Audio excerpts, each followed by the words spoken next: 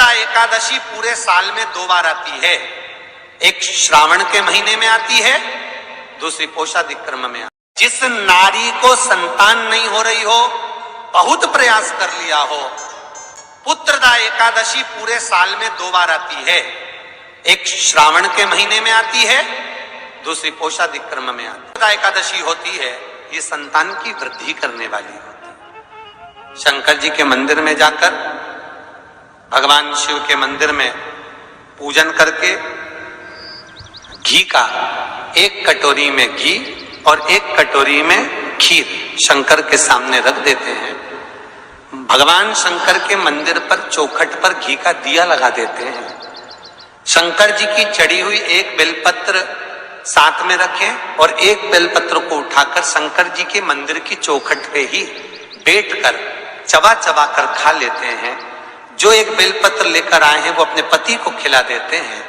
कहते हैं पुत्रदा एकादशी के दिन ये कर लेने पर संतान की प्राप्ति हो जाती है, पुत्र की प्राप्ति हो जाती है। महापुराण की कथा कहती है, आप अगर विश्वास रखे हो, सफेद आंकड़े की जड़, जिस नारी का संतान नहीं हो, गर्भ नहीं ठहरा हो, सफेद आंकड़े की जड़, जिस देव अधिदेव महादेव की कथा जिस तुम्बरुका जी ने श्रवण कराई है, शंकर भगवान जिनके सामने बैठकर शिव पुराण की कथा सुन रहे हैं, उन तुम्बरुका जी का नाम लेकर शिवलिंग पे से 21 बार घुमाकर मंदिर में ही कमर पर 7वें दिन रजस्वला धर्म के जो बांध लेता है और 1 पीपल का पत्ता अवधूतेश्वर महादेव का नाम लेकर शंकर पर चढ़ाकर उसको गाय के दूध में उकाल कर रात्रि को दोनों पति पत्नी अगर पीकर सोते हैं, 3 महीने में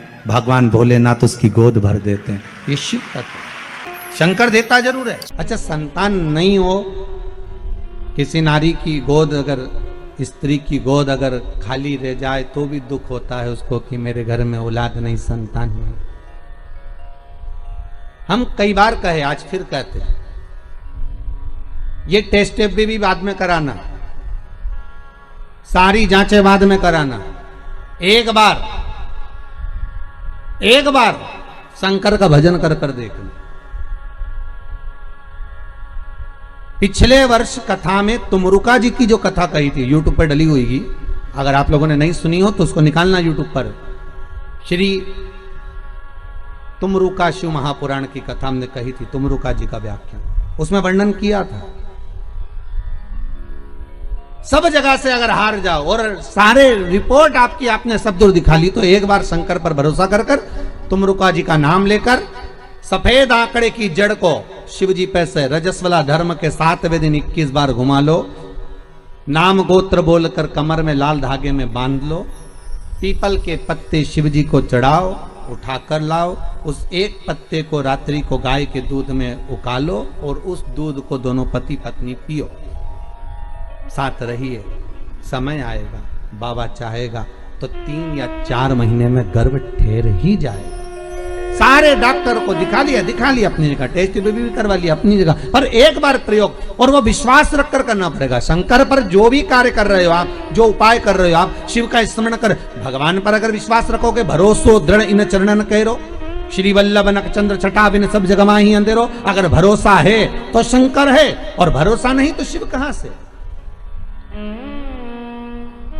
विश्वास लेकर अगर आए हो तो काम तो होगा। ये लोग काशी से आए हुए हैं, विश्वास लेकर ही तो आए होंगे कि हम जाएंगे शंकर की कथा में तो बाबा कृपा जरूर करेगा।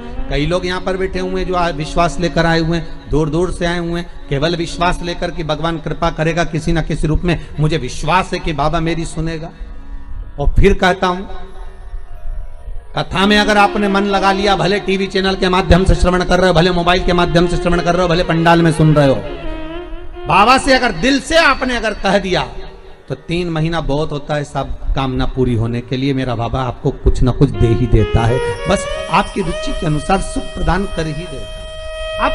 भगवान कृष्ण की 16,108 रानियां थी। कितनी रानियां? जम के बोलो जरा। 16,108 8 और 16,108 रानियां होने पर भी भगवान कृष्ण के यहाँ जब औलाद नहीं हुई, तब भगवान कृष्ण ने अपने गुरु गर्गाचार्य बाबा को बुलवाया और द्वारकापुरी में बुलवा कर पूछा, गुरुदेव मेरी 16,108 रानियों से औलाद नहीं होती, संतान नहीं होती, मैं क्या करूं? गर्गाचार्य बाबा ने कहा, तुम चिंता मत करो, पार्थिव शिवलिंग का निर्माण करो। शंकर भगवान के शिवलिंग का निर्माण कर कर एक एक रानी के साथ में 11-11 दिन तक बैठकर शिव जी का अभिषेक करो। और पार्थिव शिवलिंग का निर्माण गर्गाचार्य बाबा के कहने पर भगवान कृष्ण ने करा। एक एक रानी के साथ में 11-11 दिन तक भगवान शिव का अभिषेक करा। तब भगवान शंकर प्रकट हो गए और शिव जी प्रकट होकर बोले, कन्हैया मांगो तुम्हें क्या चाहिए?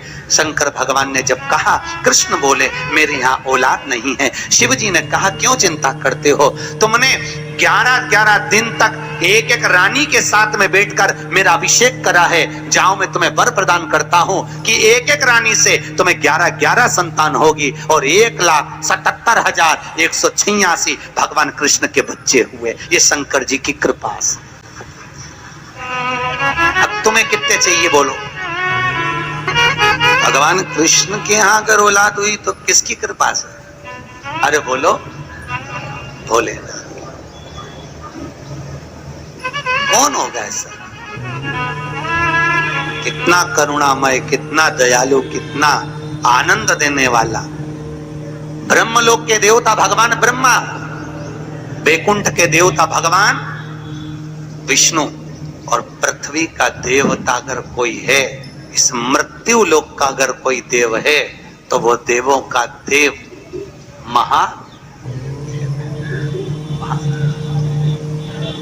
पृथ्वी का देव है, मृत्यु लोक का देव है महादेव। शंकर जी कहते हैं, भले तू ब्रह्मा को भज, चाहे तेरी मर्जी पड़े नारायण को भज, पर मृत्यु लोक का देव तो मैं हूं, पाला तो मुझसे पड़ना है ना, तब निपटूंगा तेरे से। अभी तू जा। फिर पाला कब पड़ता है? जब थोड़ी सी भी दिक्कत आ जाए, परेशानी आ जाए, एक्सीडेंट हो जाए, ब्लड प्रेशर ऊंचा नीचा हो जाए, शुगर बढ़ जाए, अटैक आ जाए, तब सीधे पंडित जी को फोन लगा के बोले महामृत्युंजय का पाठ करा दो। शंकर जी बोले, अब आया मेरे पाले में, अब आया। और लगे सब पाठ करने के लिए। भगवान नारायण का अगर विवाह भी कराने वाला कोई है लक्ष्मी से, तो वो मेरा शिव ही है। कौन ने कराया था विवाह? शंकर भगवान। क्या नाम है माता लक्ष्मी की, माता जी का? अरे यहीं तो कोई ऊपर बोल रहा था, गुरुजी हमारे गुलबर्गा में तो खूब कथा होती है, आपको मालूम है गुरुजी? खूब कथा हुए हमारे यहाँ, खूब कथा चले। तो हमने कहा अच्छी बात है, बताओ जल्दी से माता लक्ष्मी जी की माँ का नाम क्या? बोलो तो। हर हर महादेव। माता लक्ष्मी की माँ का नाम था ख्याति देवी। क्या नाम था? ख्याति देवी। कितनी लक्ष्मी हुई? अष्टलक्ष्मी। उसमें से नारायण को कितनी लक्ष्मी भी आई? 2 लक्ष्मी। एक माता ख्याति की पुत्री श्री लक्ष्मी और दूसरी समुद्र देवता की बेटी लक्ष्मी महालक्ष्मी। ये 2 लक्ष्मियां भगवान नारायण को भी आई। कौन कौन सी लक्ष्मी भी आई? जम के बोलो। एक श्री लक्ष्मी, कौन है ये? माता ख्याति की बेटी। और दूसरे नंबर पर महालक्ष्मी, कौन है ये? समुद्र देवता की बेटी। अब जिस नारायण भगवान के साथ में मंदिर में लक्ष्मी जी की पूजन करते हो, वो लक्ष्मी इन दोनों में से कौन सी? बोलो जल्दी। महालक्ष्मी तो मात्र 7 दिन तक भगवान नारायण के साथ रुकी थी, और 7 दिन रुकने के बाद में जब श्री लक्ष्मी ने भगवान शिव से जाकर निवेदन करा, भोलेनाथ मेरे प्रभु नारायण का विवाह समुद्र देवता की बेटी महालक्ष्मी के साथ भी हुआ है, आप करुणा करिए। तब भगवान भोलेनाथ ने पार्वती जी का एक मंगल सुमंगल आनंदमय तीज का व्रत बताया। तीज का व्रत जब श्री लक्ष्मी ने करा, वो व्रत आज भी माताएं करती हैं, निमाणी की पूजन करती हैं। आज भी सत्तू बनाती है, और 3 तरह का सत्तू बनता है, आटा का, बेसन का और चावल का। तीनों का अलग अलग प्रमाण है। कल आपको कथा में बताएंगे कि आटे के सत्तू का क्या प्रमाण है, और आपको मालूम हो तो आप हमें बता देना, उसमें कोई दिक्कत वाली बात नहीं हो। और तो कथा तो ऐसी चलेगी, आधी हम बाँचे आधी तुम बाज देना। आटे का सत्तू चने की दाल का सत्तू और चावल का सत्तू, ये तीनों क्यों बनते हैं? और सत्तू भी बनाओ तो चक्की ऐसा बना लो, पर पिंडा बनाना क्यों जरूरी होता है? वो पिंडे का क्या महत्व है? और श्री लक्ष्मी और महालक्ष्मी की कथा में वर्णन है दोनों। वो कथा कल आएगी, उसको अपन कल लेंगे। पर आज जो कथा चल रही है कि श्री लक्ष्मी को माता पार्वती जी का विवाह, सुंदर व्रत बताया, और उस व्रत को माता पार्वती ने करा। और उस व्रत को माता श्री लक्ष्मी ने जब करा, पार्वती के व्रत का हो, तब माता श्री लक्ष्मी और महालक्ष्मी दोनों एक हुई और एक होकर नारायण के साथ में जाकर विराजमान हुई। आज भी जो माता लक्ष्मी का एक हाथ नीचे है और कमल का पुष्प पकड़ी है, वो लक्ष्मी जी का महालक्ष्मी दर्शन है। और माता अगर हाथ देर से इशारा कर कर आशीर्वाद दे रही है, वो श्री लक्ष्मी का भाग है। माता दो भाग,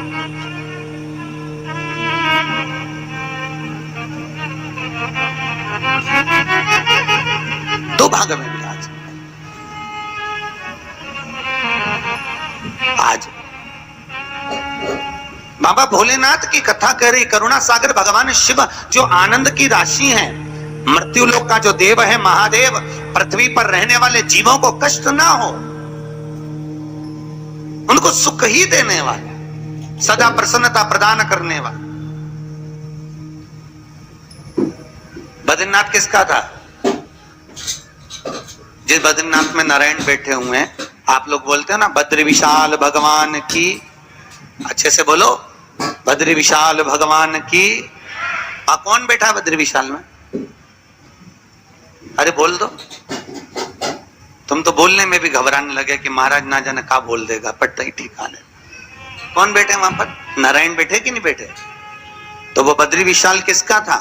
जिस बद्री विशाल के मंदिर में बद्री विशाल बैठे हैं, भगवान नारायण विराजमान हैं, वो बद्रीनाथ की भूमि किसकी थी? भगवान शिव और पार्वती का निज घर था।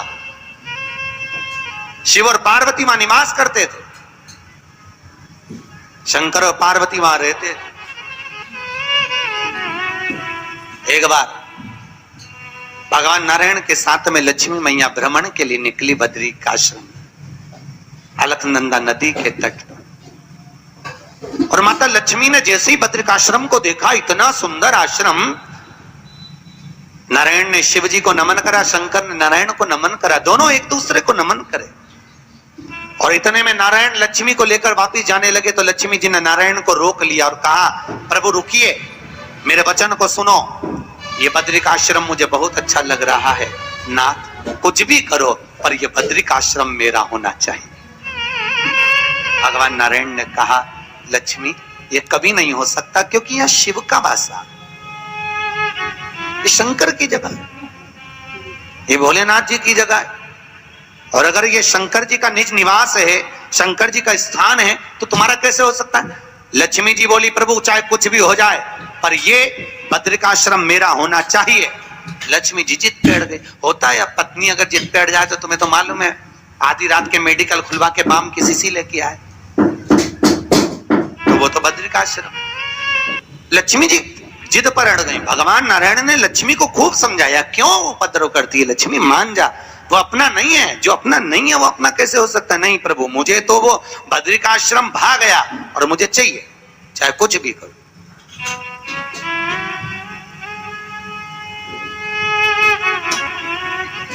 और देखो, अगर भाग्य में है, किस्मत में है, तो जरूर मिलता है, जरूर।